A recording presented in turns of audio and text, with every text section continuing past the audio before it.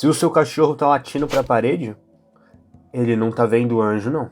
Beasts of Burden é um quadrinho aclamado e premiado, lançado em 2009 pela Dark Horse, escrito por Evan Dorkin e artes absurdas de Jill Thompson, que faz excelentes, lindas e belas artes em aquarela que são de tirar o fôlego.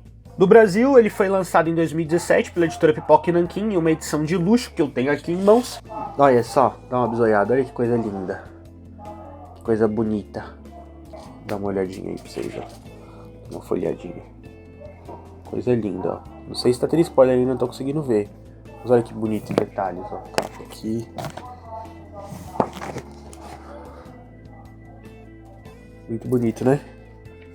Essa primeira edição que a gente vai comentar hoje chama Beasts of Burden, Rituais Animais, e ela é um compilado das 4 primeiras edições da revista solo deles e dos contos de horror publicados pela Dark Horse. Aqui dentro dessa edição nós temos 8 contos no total, todos excelentes, uns melhores que os outros, vou falar um pouquinho de cada um deles sem dar spoilers para vocês.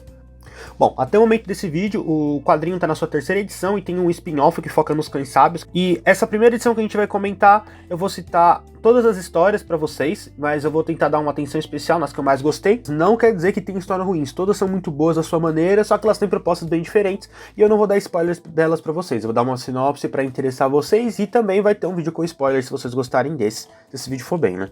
Então vamos lá, sem mais delongas. Todas as aventuras vão se passar em Burden Hills, uma pacata cidade do interior, que aparentemente é bem comum com cidadãos comuns, exceto pelo fato de que lá os cachorros caçam demônios, diabos e tudo que há de ruim no mundo, de acordo com alguns. A primeira história desse compilado se chama Abandono, e ela já começa mostrando que o quadrinho não é só sobre cachorrinhos bonitinhos exorcizando bichos e coisas ruins.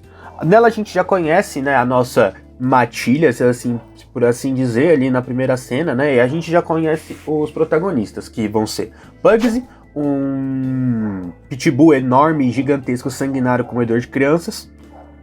Sacanagem, é um pugzinho rabugento e cético.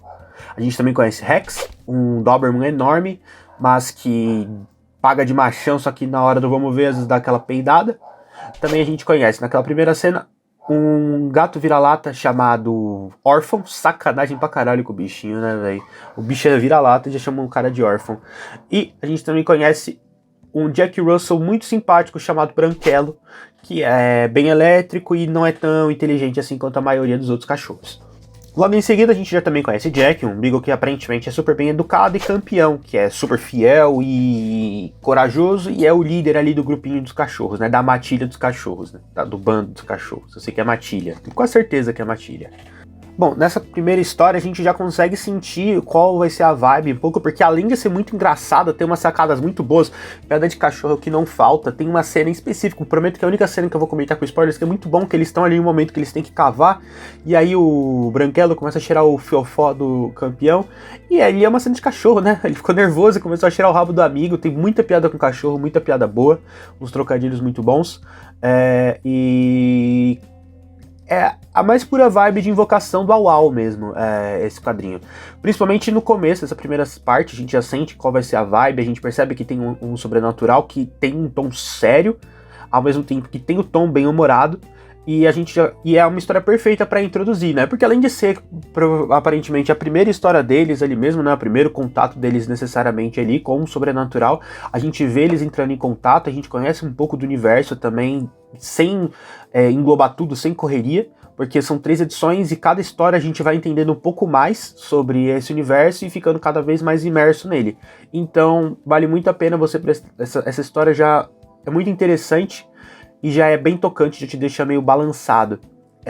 O nome sugere, né, uma história que vai falar ali sobre abandono, mas de uma perspectiva canina, que são animais que todo mundo sabe que sofrem muito com o abandono, né, muitas vezes pessoas extremamente cruéis, mas assim, não espere que vai ser um quadrinho fofinho, né, todas as histórias têm seu ponto sério ali, algumas têm muito gore e pontos sensíveis também, de algumas violência animal bem escrachada, mas isso não tira mérito do quadrinho. Claro, se você for uma pessoa mais sensível para esse tópico, não vai ser uma coisa que vai te agradar a ler, mas ainda assim é uma excelente leitura e é muito imersivo, tanto nos temas quanto os personagens extremamente carismáticos. E vale também destacar que os personagens, além de serem cachorros, eles agem como cachorros, né? Não tem nenhuma característica antropoformizada, como vocês puderam ver na capa do negócio mesmo. Eles são cãezinhos mesmo, são cachorros. Não tentaram antropoformizar eles, colocar de quatro eles ficam, né? Colocar eles em pé vamos conversar humanos. Não, eles agem como cães mesmo, eles são cães. E isso é muito legal, isso fica bem claro, eles se comportam como cães, cada um tem sua personalidade, é extremamente carismático. Acho que são um dos pontos mais altos, assim, da obra, porque eles conseguiram fugir de transformar os cachorros em furry, que é uma das coisas que eu mais odeio que façam, que é todos os animais, para serem bonitinhos, tem que ser bípede.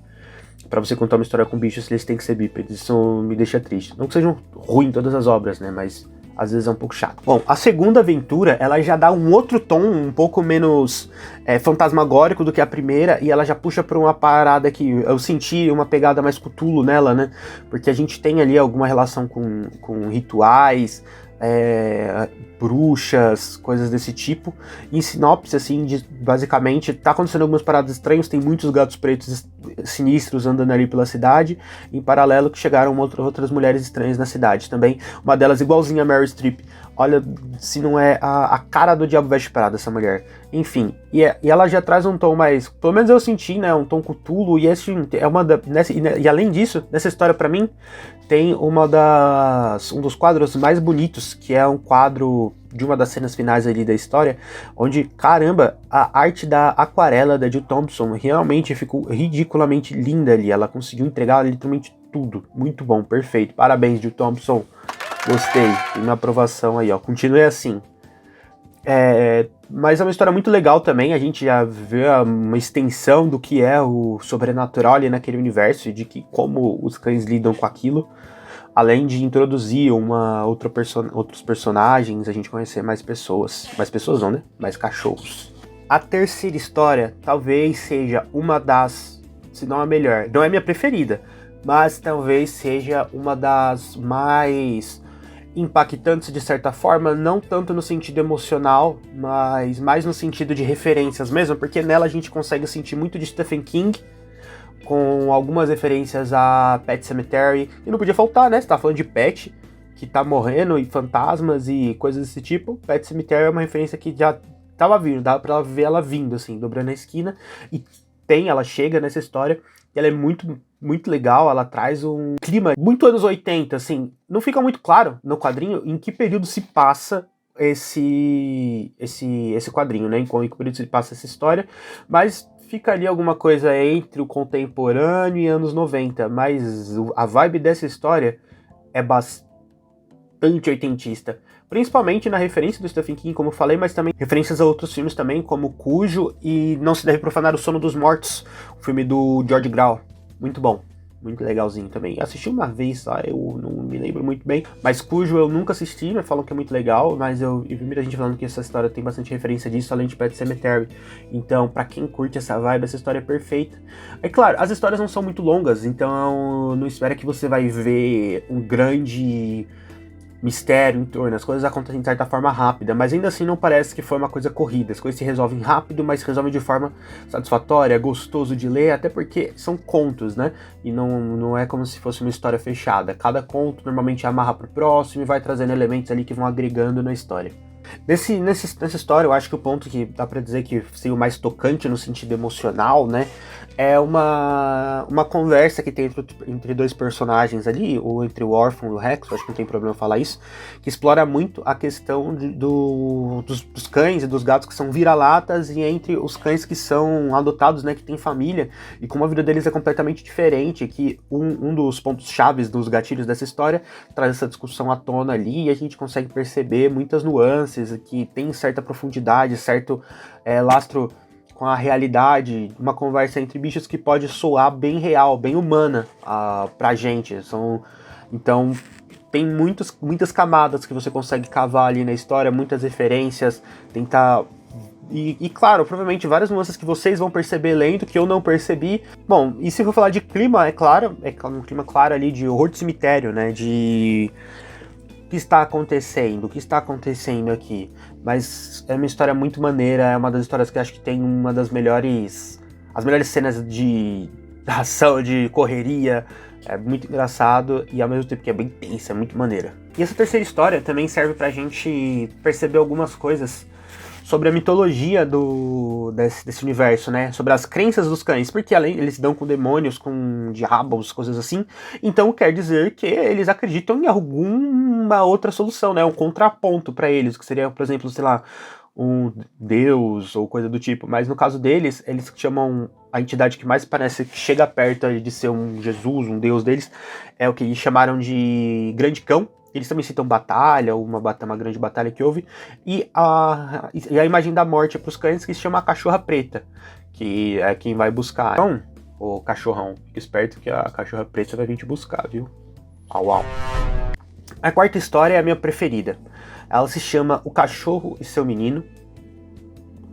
E assim, ela traz um tom emocional muito grande, além de uma coisa que eu gosto muito quando a gente fala de matéria de terror, principalmente um terror mais clássico, assim. Além do novo personagem que é introduzido, trazer muitas camadas pra esse universo, coisas que ainda não foram respondidas, pelo menos não até onde eu li, que foi até a segunda edição. A terceira eu ainda não consegui. Podem me mandar aí, se alguém quiser me dar de presente, eu agradeço.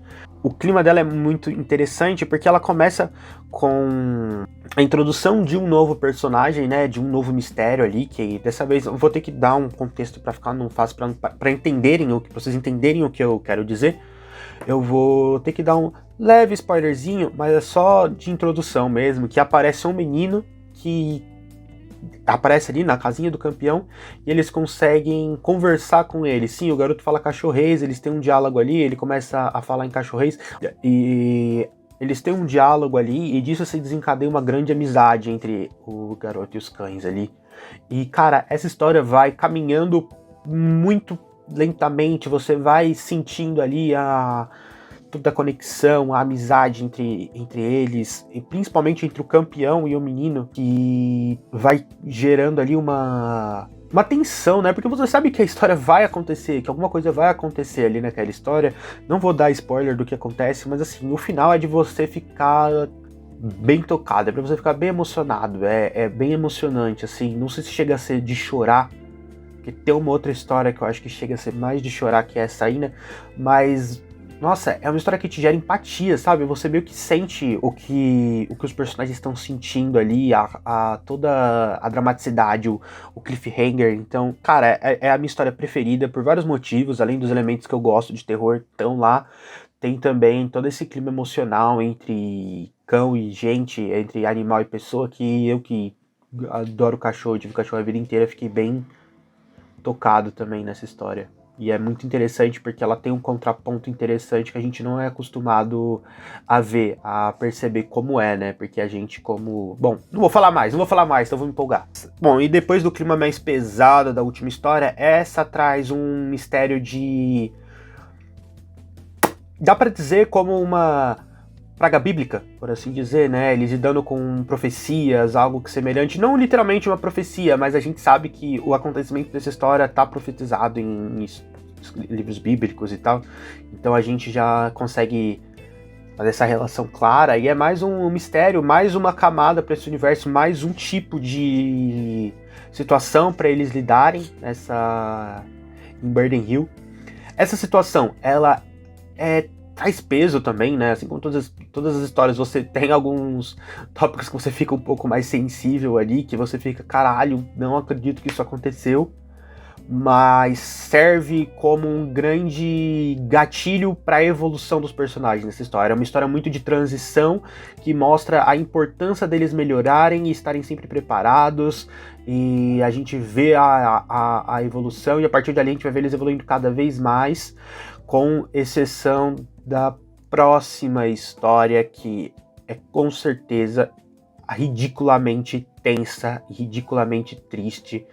Olha, pra te falar a verdade, antes de eu falar dela, eu já vou dar uma crítica, que eu acho que talvez seja por isso que eu não coloquei ela no meu top 1. Ela, sim, ela é muito boa, provavelmente ela é a segunda ou a terceira melhor história desse quadrinho, mas o clima dela é tão tenso, é tão melancólico, sabe? Tipo, você fica tão acanhado que parece que eles perderam um pouco a mão. Eu acho o desfecho dessa história um pouco excessivamente tenso, excessivamente... Pelo menos a sensação que me passou foi que, caralho, eu sei que o quadrinho não é pra criança, eu sei que é tenso, mas não precisava.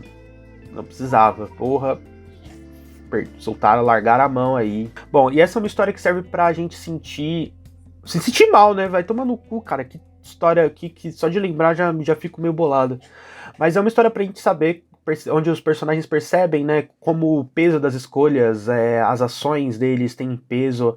Também a gente sente a dimensão da crueldade humana, até onde é capaz de uma pessoa ir por o mero prazer ou diversão, o como a gente é sujo, de certa forma.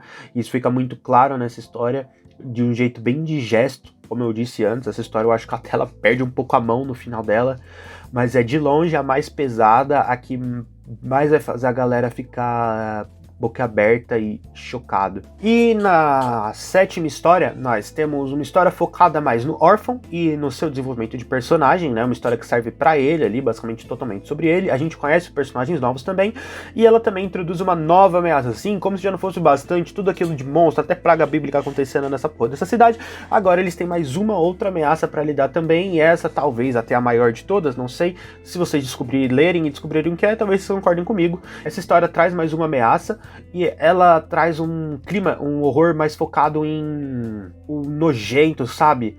Aquela coisa que te dá aquela agonia de ver, uma coisa que você percebe que, tipo assim, o que eu conheço aqui não vai ser o suficiente pra lidar com isso, mas eu tenho outras coisas pra resolver, e isso aqui é mais um problema, que é e gera mais uma ameaça, e a introdução de dois novos personagens. Um deles não vai ficar necessariamente no grupo, outro entra sim pro grupo deles lá. Eu não vou falar o nome, porque senão vai ficar muito fácil de vocês descobrirem depois quem é, mas é bem interessante também, é uma história bem divertida, tem um dos personagens muito legal, é meio que um Gambit, sabe, aquele charlatão, charmoso, que sempre tem uma tiradinha boa ali pra soltar e tal.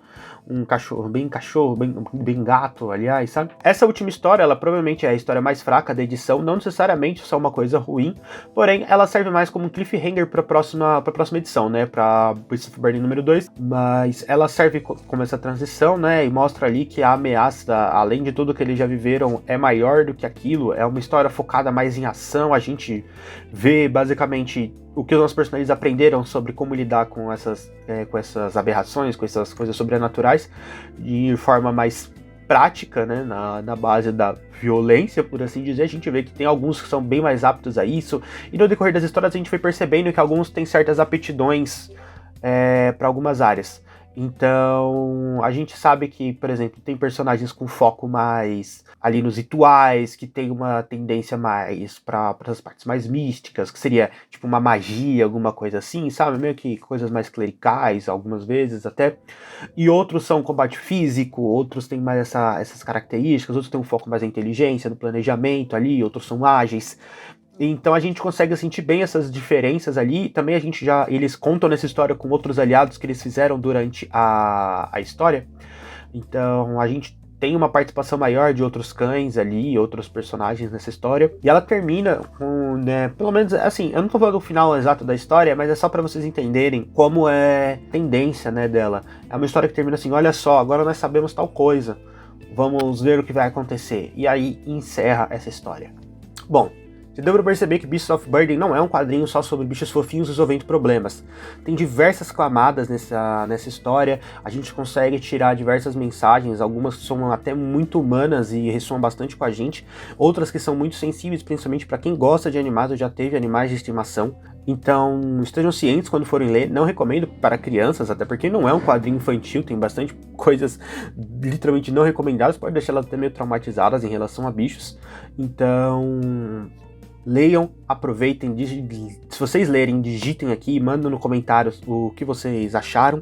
Eu talvez faça um vídeo com spoilers, destrinchando mais ainda todas essas histórias. Fica aqui esse primeiro vídeo, provavelmente vai ter sim um vídeo sobre a segunda edição, que tem aí, ó, pra vocês ficarem mais interessados, tem o Hellboy nela, o Hellboy, o Capeta Vermelho, tá lá. Muito maneiro essa história. Então, não recomendo esse quadrinho para crianças, elas vão ficar até meio traumatizadas de certa forma, mas é isso, eu agradeço todo mundo que veio até aqui, leiam Beasts of Burden, vale muito a pena, digita o que vocês acharam aí, eu quero muito saber a opinião de vocês, provavelmente vai ter um vídeo sobre a parte 2, sobre a segunda edição. Fico muito agradecido, um big beijo, não se esqueçam de inscrever, compartilhar, comentar e curtir o vídeo. Um beijão, até a próxima!